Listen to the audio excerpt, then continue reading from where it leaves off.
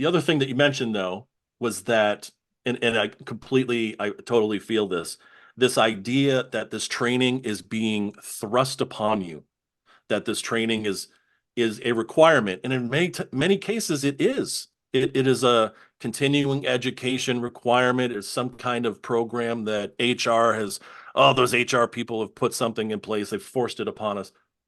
How do you combat that? How do you get past that when you're designing a learning program, especially for these adult learners who, some of them may fall into that old dog, new tricks type of thing where they may be resistant, but it would be so valuable if they, engaged with it.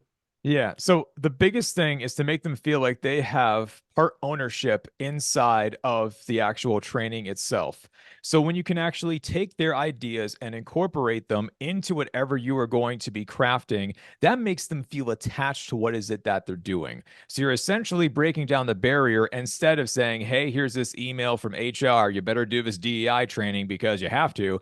And now instead, it's just like, well, wait a second. This is what we're going to be doing. We're bringing in other different forms of industry experts and guest speakers who are coming in from the organization. We're talking about real things. We're going to have an open conversation around what's currently taking place inside of our organization at the moment and try to be able to steer things together. So it's reframing as like I need to give this to you. Here is your medicine. Take this pill. And instead, it's just like, we're actually going to craft this up together. And then that's how we move forwards. And it's really interesting, depending upon how you do this. Of course, there's going to be different types of constraints with time, budget, energy, resources. There's a number of different factors that for one podcast episode, we're not going to be able to crush every single barrier.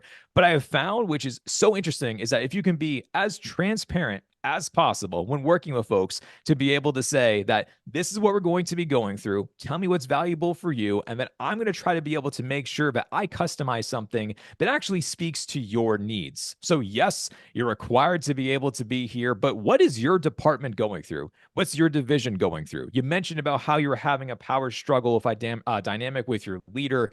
Tell me more about that as candid as you can be without, obviously getting yourself in trouble or things of that nature. When you tie it back to them and the real world, that's huge, which is another component about andragogy. It's not so much talking about something that is theoretical. It's like, we'll make it practical. So don't just say abstracts and huge types of complex things. Like, no. Say literally that, like, what we're talking about in here, this ties back to your division. And this ties back to the vision and the mission and the goals of your organization, and not have it be so kind of like fluffy where you're like, maybe it applies to me, maybe it doesn't. And that's where you lose people. If you do this kind of whole catch 22 approach of just like, here's everything. And you're like, well, it's not individualized. It's not customized. I don't see myself contributing. So am I actually being valued for what I say? And we can completely change that dynamic if you do it right.